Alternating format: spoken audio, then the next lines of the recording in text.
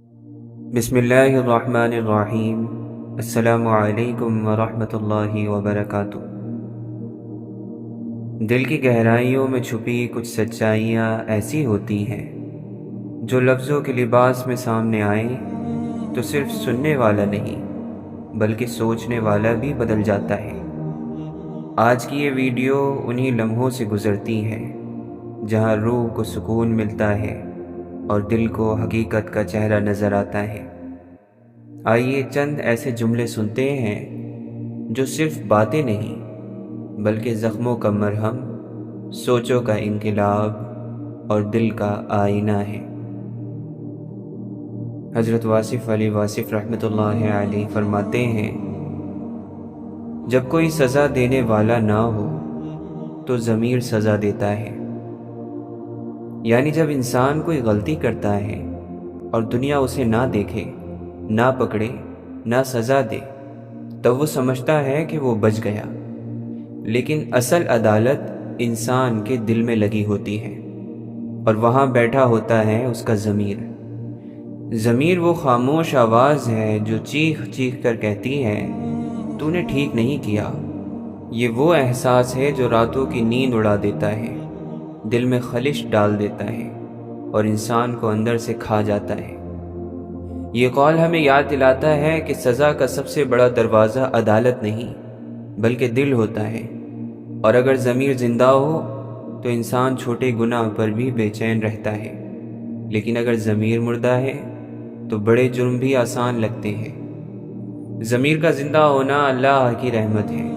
یہ وہ نظام ہے جو انسان کو اللہ کی طرف واپس لاتا ہے۔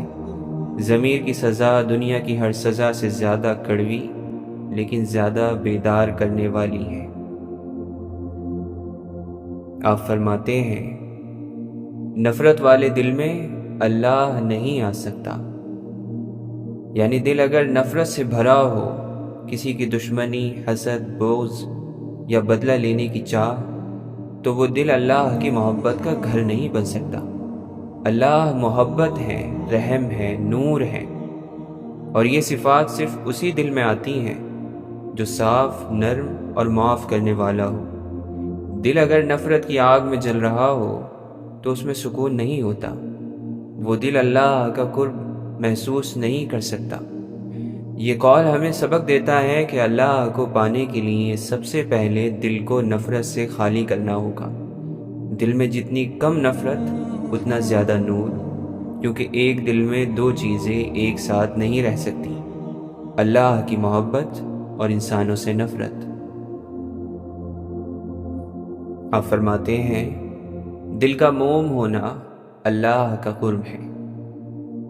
یعنی اکثر لوگ سمجھتے ہیں کہ اللہ کے قریب ہونا، اس کا قرب صرف نماز، روزہ اور عبادت سے حاصل ہوتا ہے، اور یہ سچ ہے، لیکن ایک موم جیسا دل جو روتا ہے، جسے تکلیف پر درد ہوتا ہے، جو نرمی سے بھرپور ہوتا ہے، وہ بھی اللہ کے بہت قریب ہوتا ہے۔ دل اگر سخت ہو جائے تو نہ انسان کا حال سمجھ آتا ہے، نہ کسی کی آنکھ کا آنسو، لیکن جب دل نرم ہوتا ہے تو انسان کے اندر کی انسانیت جاگ جاتی ہے، اور وہی دل اللہ کے قریب ہو جاتا ہے۔ دل کا موم ہونا دراصل اس بات کی نشانی ہے کہ اب اس دل میں اللہ کی روشنی اترنے کو ہے، کیونکہ جہاں نرمی ہوتی ہے وہاں رحمت اترتی ہے، اور یہی اللہ کی قربت کا پہلا دروازہ ہے۔ آپ فرماتے ہیں، سیدھا راستہ وہ ہے جس میں دو خیال نہ ہوں۔ زندگی میں جب آپ کے دل میں دو خیالات آ جائیں، ایک اللہ کا راستہ اور دوسرا اپنی خواہش کا، تو یہی الجھن آپ کو بھٹکاتی ہے۔ سیدھا راستہ وہ ہوتا ہے جس میں دل اور دماغ ایک ہو جائیں، نیت صاف ہو اور راستہ ایک ہو۔ جب بندہ کشمکش کا شکار ہوتا ہے، کبھی اللہ کی طرف کبھی دنیا کی طرف، تب وہ نہ دنیا کا رہتا ہے نہ دین کا۔ دو رائے پر کھڑا ہوا انسان کبھی منزل پر نہیں پہنچتا۔ اللہ تعالیٰ کا راستہ خالص نیت مانگتا ہے، ایک ایسا ارادہ جس میں کوئی دوسرا خیال نہ ہو، کوئی لالچ، کوئی خوف، کوئی مفاد نہ ہو۔ صرف رب کی رضا۔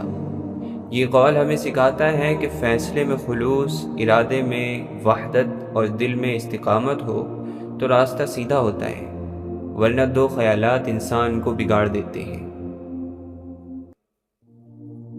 آپ فرماتے ہیں، خوشی روح کا وہ مقام ہے جہاں آپ ہر چیز سے مطمئن ہو جائیں۔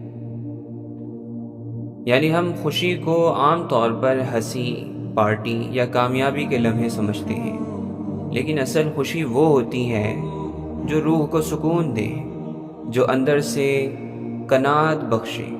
یہ خوشی دنیا کی کسی چیز سے مشروط نہیں ہوتی۔ جب بندہ اللہ کے فیصلوں پر، اپنی حالت پر، اپنے رزق، صحت اور حالات پر راضی ہو جاتا ہے تو وہ مقام ملتا ہے جسے خوشی کہتے ہیں۔ یہ ظاہری چیز نہیں، اندر چھپی ہوئی کیفیت کا نام ہے۔ یہ قول ہمیں بتاتا ہے کہ خوشی کوئی چیز حاصل کرنے سے نہیں آتی، بلکہ دل کو اللہ کے ساتھ جوڑنے سے آتی ہے۔ جب دل مطمئن ہو جائے تو حالات چاہے جیسے ہو، انسان خوش رہتا ہے۔ آپ فرماتے ہیں، ہم اگر زبان کی پھیلائی ہوئی مصیبتوں کا جائزہ لیں تو ہمیں بخوبی اندازہ ہو جائے کہ خاموشی میں کتنی راحت ہے۔ یعنی زبان چھوٹی ہے لیکن اس کی تلوار بہت بڑی ہے۔ ایک لفظ کسی کا دل توڑ سکتا ہے، ایک جملہ کسی رشتے کو برباد کر سکتا ہے، اور ایک بات پوری زندگی کا پچھتاوا بن سکتی ہے۔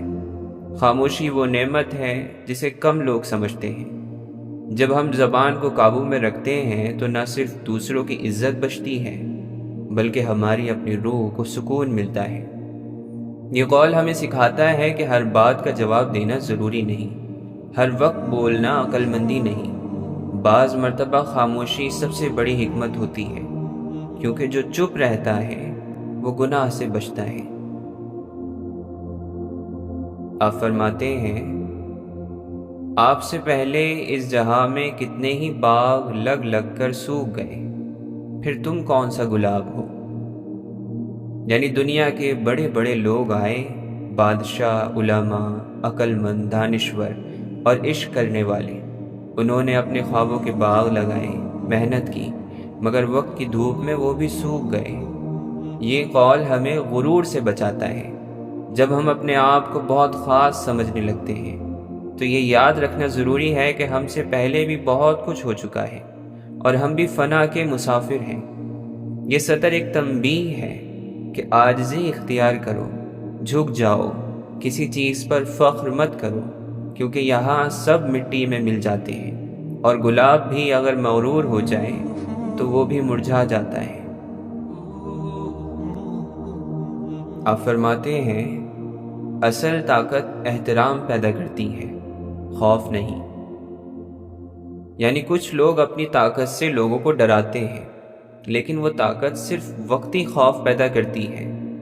اصل طاقت وہ ہوتی ہے جو لوگوں کے دل میں جگہ بنائے، عزت پیدا کرے اور رہنمائی دے۔ جب آپ کی بات میں سچائی ہو، عمل میں اخلاص ہو اور نیت میں خیر ہو تو لوگ خود بخود آپ کا احترام کرتے ہیں۔ یہ قول ہمیں سکھاتا ہے کہ طاقت کا اصل مقصد خوف نہیں بلکہ محبت اور عزت پیدا کرنا ہے۔ ایک حکمران اگر ڈرا کر حکومت کرے تو لوگ خاموش رہیں گے، لیکن اگر عزت سے پیش آئے تو لوگ دل سے اس کی فرما بردار ہو جائیں گے۔ آپ فرماتے ہیں، زندگی گزارنے کے لیے عقل نہیں، محبت درکار ہے۔ یعنی عقل ہمیں راستہ دکھاتی ہے، لیکن محبت ہمیں وہ جذبہ دیتی ہے جس سے زندگی جینے کے قابل بنتی ہے۔ اگر صرف عقل سے زندگی گزاری جائے تو ہر رشتہ ایک حساب بن جاتا ہے، ہر فیصلہ فائدہ اور نقصان کی بنیاد پر ہوتا ہے۔ ایسی زندگی خشک، بے رنگ اور تھکی ہوئی ہوتی ہے، لیکن محبت دل کو زندگی دیتی ہے، رشتوں میں گرمی لاتی ہے اور زندگی کو مقصد عطا کرتی ہے۔ محبت دوسروں کو قبول کرنا سکھاتی ہے، ان کے عیبوں کو ڈھانپنا اور ان کی خوشیوں میں خوش ہونا سکھاتی ہے۔ یہ قول ہمیں یاد دلاتا ہے کہ صرف عقل سے گزارا ہو سکتا ہے، لیکن مکمل زندگی محبت سے بنتی ہے۔ جہاں محبت نہ ہو وہاں ہر چیز بوجھ لگتی ہے، اس لیے عقل کے ساتھ دل کو بھی ساتھ لے کر چلو۔ آپ فرماتے ہیں فائدے مند چیز مقدار میں بڑھ جائے تو نقصان دہ ہو جاتی ہے۔ پانی زندگی ہے لیکن زیادہ ہو تو سیلاب بن جاتا ہے۔ نیند سکون دیتی ہے لیکن حد سے بڑھ جائے تو کاہلی اور سستی بن جاتی ہے۔ محبت رحمت ہے لیکن بے جا ہو جائے تو وابستگی کا زہر بن جاتی ہے۔ یہ قول ہمیں اعتدال کی تعلیم دیتا ہے، درمیانہ راستہ اختیار کرنے کی۔ ہر چیز میں توازن ضروری ہے۔ کسی چیز کا حد سے زیادہ ہو جانا اسے فائدے سے نقصان میں بدل دیتا ہے۔ یہ دنیا کا ایک اصول ہے کہ ہر نعمت کو ایک حد میں رکھو، اگر حد پار کرو گے تو وہ نعمت زحمت بن جائے گی۔ خواہشات، دوستی، محنت، عبادت، سب کچھ توازن مانگتی ہے۔ آپ فرماتے ہیں رفتار وہی بھلی جس سے سانس نہ بھولیں۔ یعنی زندگی کی دوڑ میں ہم اکثر اتنی تیزی سے بھاگتے ہیں کہ نہ حال کا لطف اٹھا پاتے ہیں نہ مستقبل کو سنوار پاتے ہیں۔ ہر چیز جلدی میں، ہر کام میں بے چینی، ہر فیصلہ بغیر سوچے۔ یہ قول ہمیں کہتا ہے زندگی کا سفر ایسا ہو جو روح کی رفتار سے ملے، جہاں ہم رک کر سانس بھی لے سکیں، شکر بھی ادا کر سکیں اور تعلقات کو نبھا بھی سکیں۔ جلدی بازی سے برکت ختم ہو جاتی ہے۔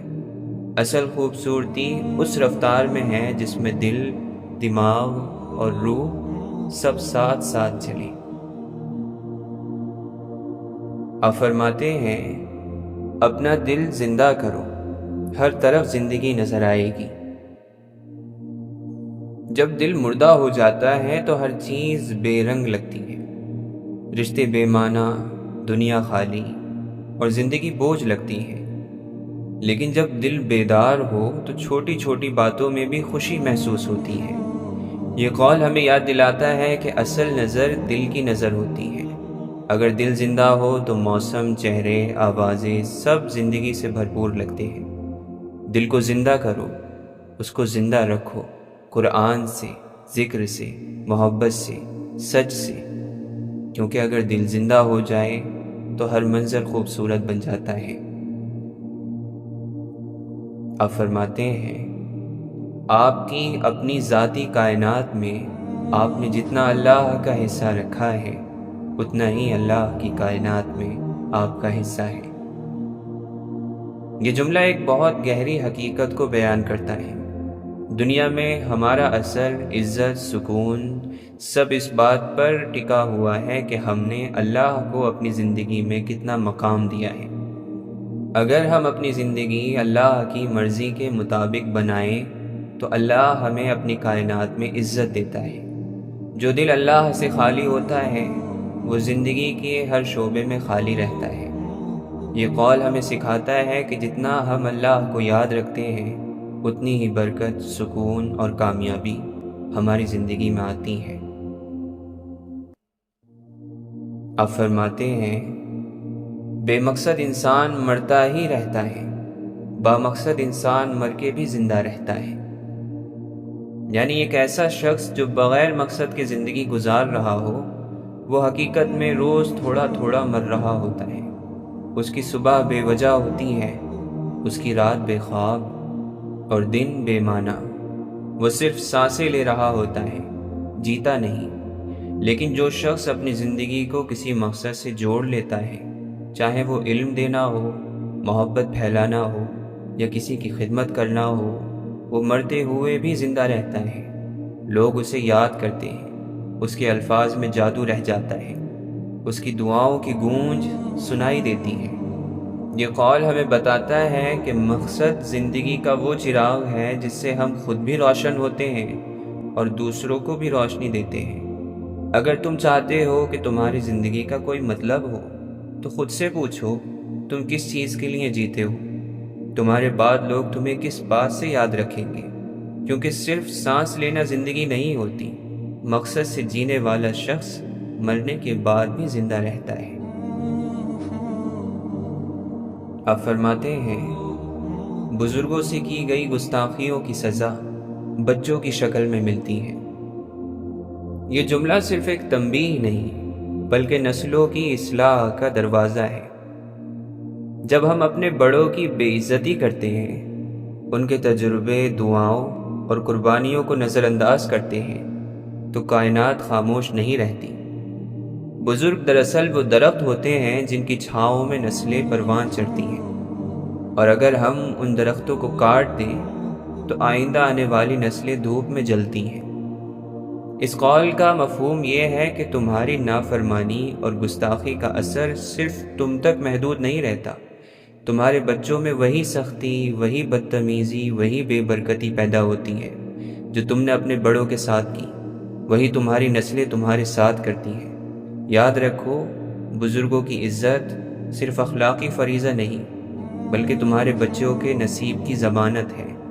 اگر تم چاہتے ہو کہ تمہارے بچے تمہارے لیے سکون کا سبب بنے تو آج تم اپنے ماں باپ، دادا دادی، استادوں اور بڑوں کی عزت کرو، دل سے، زبان سے اور عمل سے، کیونکہ جو اپنی جڑوں کو کاٹ دیتا ہے وہ کبھی پھلدار درخت نہیں بن سکتا۔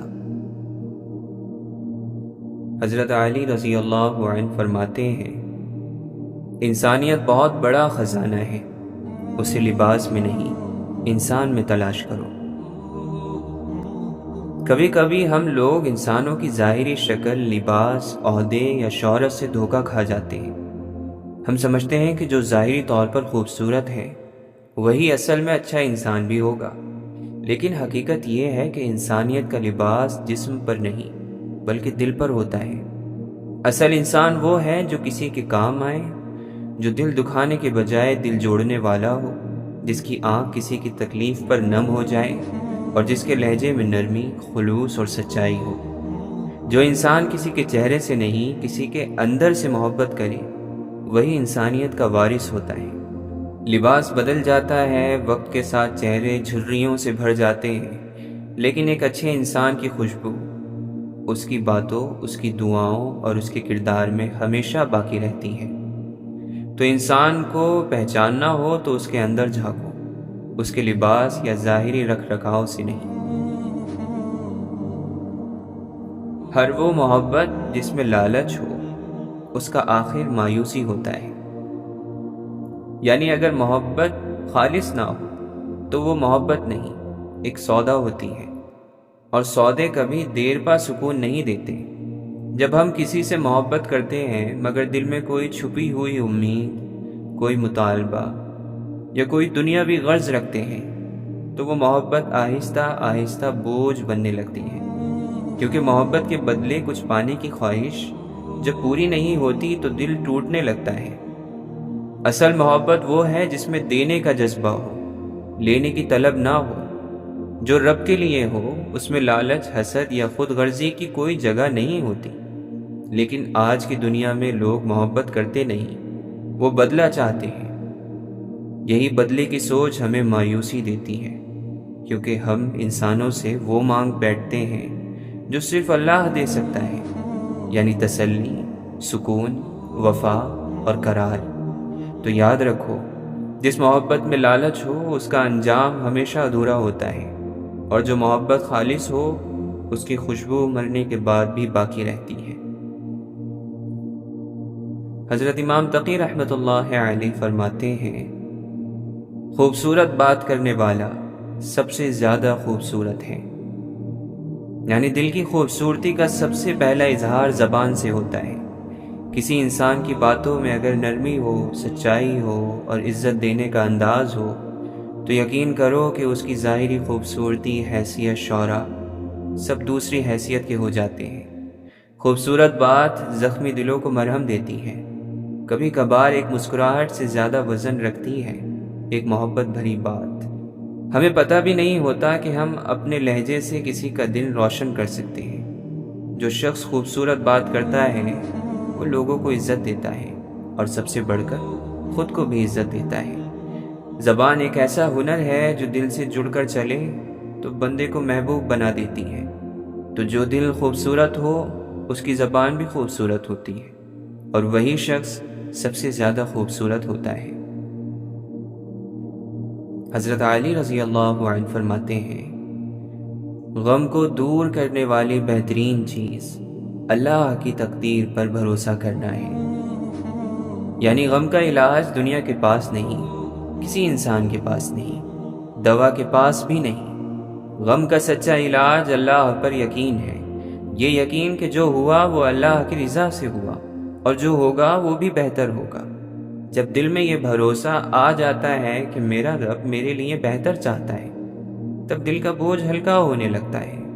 غم اس وقت تک دل کو جکڑ کر رکھتا ہے جب تک انسان تقدیر کو قبول نہیں کرتا، لیکن جس دن انسان اپنے رب سے دل سے کہہ دیتا ہے کہ اے اللہ میں راضی ہوں تیرے فیصلے سے، اسی دن غم سکون میں بدلنے لگتا ہے۔ تو غم سے نکلنے کے لیے دل کو دوا سے نہیں، اللہ کی رضا سے چھوڑو۔ وہ جو دلوں کا حال جانتا ہے وہی دلوں کو قرار دیتا ہے۔ آپ فرماتے ہیں، جو شخص موت کو زیادہ یاد رکھتا ہے وہ تھوڑی سی دنیا پر بھی خوش ہو جاتا ہے۔ یعنی موت کو یاد کرنا کوئی غمگین عمل نہیں، بلکہ دل کو بیدار رکھنے کی ایک نعمت ہے۔ جو شخص جانتا ہے کہ یہ دنیا ختم ہو جانے والی ہے، وہ چھوٹی چھوٹی خوشیوں پر بھی شکر گزار ہوتا ہے۔ ایسا انسان بے صبری نہیں کرتا، کیونکہ اسے پتہ ہے کہ دنیا کی تنگی، آزمائشیں، حسرتیں سب ختم ہو جائیں گی۔ موت کی یاد دل میں عاجزی پیدا کرتی ہے۔ ہم دنیا کی دوڑ سے نکل کر اصل کامیابی کی طرف متوجہ ہوتے ہیں۔ وہ انسان جو موت کو یاد رکھتا ہے، اسے نہ کسی کے پاس دولت دیکھ کر حسد ہوتا ہے، نہ کمی پر مایوسی ہوتی ہے، کیونکہ اس کے دل میں یقین ہوتا ہے کہ اصل زندگی ابھی شروع ہی نہیں ہوئی۔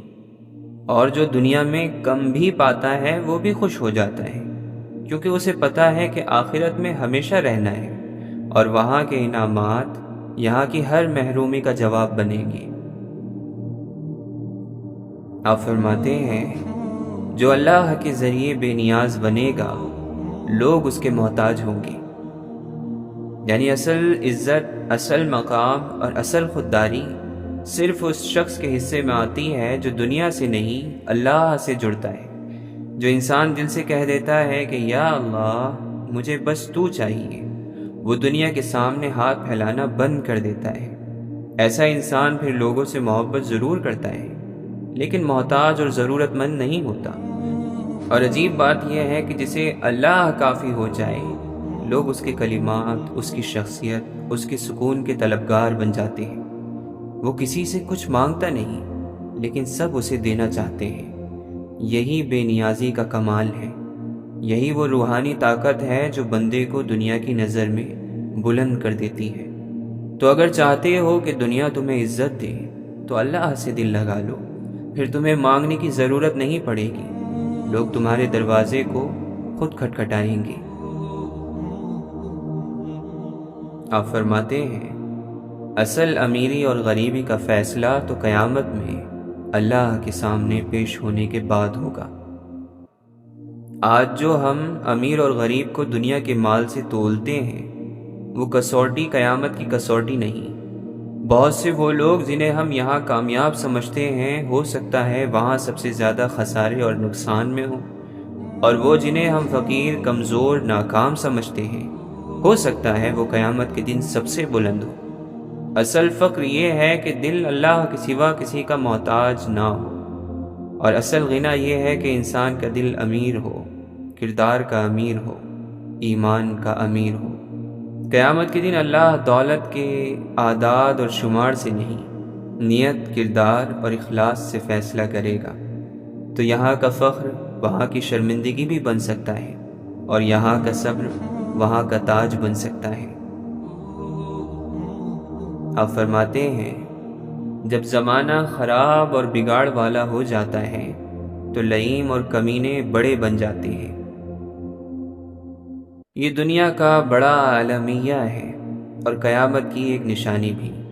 جب سچائی کمزور ہو جاتی ہے تو جھوٹے لوگ بڑے بن جاتے ہیں۔ جب کردار کی قیمت گر جاتی ہے تو آواز بلند کرنے والے جھوٹے ہیرو بن جاتے ہیں۔ لیکن یہ آزمائش کا وقت ہوتا ہے۔ یہ وہ وقت ہے جب خاموش رہنے والا بھی مجرم بن جاتا ہے اور حق کہنے والا تنہا ہو جاتا ہے۔ لیکن یاد رکھو، وقت بدلتا ہے اور باطل کی حکومت زیادہ دیر نہیں چلتی۔ حق اگر دب بھی جائے تو دفن نہیں ہوتا۔ ہر وہ دور جس میں کمینگی، بے غیرتی اور فریب کو بلندی ملے، وہ اللہ کے عذاب سے خالی نہیں رہتا۔ تو ایسے وقت میں ایمان کو بچانا سب سے بڑا جہاد ہوتا ہے۔ آپ فرماتے ہیں، ہٹ دھرمی ہرگز نہ کرو، کیونکہ اس کا آغاز جہالت سے ہوتا ہے اور انجام شرمندگی پر۔ ہٹ دھرمی یہ وہ ضد ہے جو انسان کو عقل سے، سچائی سے اور دل کی آواز سے دور کر دیتی ہے۔ یہ وہ بیماری ہے جو انسان کو انا میں قید کر دیتی ہے۔ پھر وہ نہ سچ سنتا ہے، نہ مانتا ہے اور نہ سمجھتا ہے۔ ایسے انسان کا انجام ہمیشہ شرمندگی ہوتا ہے، کیونکہ وہ اپنی ضد میں رشتے کھو دیتا ہے، علم کھو دیتا ہے، موقع کھو دیتا ہے۔ جب عقل خاموش ہو جائے اور صرف انا بولے تو سمجھ لو کہ ہٹ دھرمی آ گئی ہے، اور یہ وہ جہالت ہے جو انسان کو گمراہی میں لے جاتی ہے۔ تو سیکھو کہ جھکنا ہارنا نہیں، بلکہ جھکنا دل کی فتح ہے، اور ہٹ دھرمی روح کی ہار ہے۔ آپ فرماتے ہیں، دنیا کی زیب و زینت کمزور عقلوں کو برباد کر دیتی ہیں۔ یعنی یہ دنیا خوبصورت ہے، لیکن یہ خوبصورتی دھوکہ بھی ہے۔ یہ سونے کا ایسا جال ہے جو کمزور دلوں اور بے قابو خواہشوں کو قید کر لیتا ہے۔ جب عقل کمزور ہوتی ہے تو انسان چیزوں سے محبت کرنے لگتا ہے اور انسانوں کو استعمال کرنے لگتا ہے۔ اسے اصل اور نقل میں فرق نظر نہیں آتا۔ یہی وہ وقت ہوتا ہے جب دنیا اسے کھا جاتی ہے۔ مگر جو انسان عقل، فہم اور شعور سے کام لیتا ہے، وہ جان لیتا ہے کہ دنیا کے رنگ صرف امتحان کے رنگ ہیں۔ تو دنیا کی رنگینی میں کھو نہ جانا، ورنہ روشنی کے بجائے آنکھوں کو اندھیرا ہی نصیب ہوگا۔ آپ فرماتے ہیں، ہر وہ عزت جس کی تائید دین نہ کرے ذلت ہے۔ کبھی کبھی ہمیں دنیا عزت دیتی ہے، شہرت دیتی ہے، واہ واہ دیتی ہے، لیکن وہ عزت اللہ کی نظر میں عزت نہیں ہوتی، کیونکہ وہ عزت جھوٹ پر، مکاری پر یا صرف ظاہری چمک دمک پر مبنی ہوتی ہے۔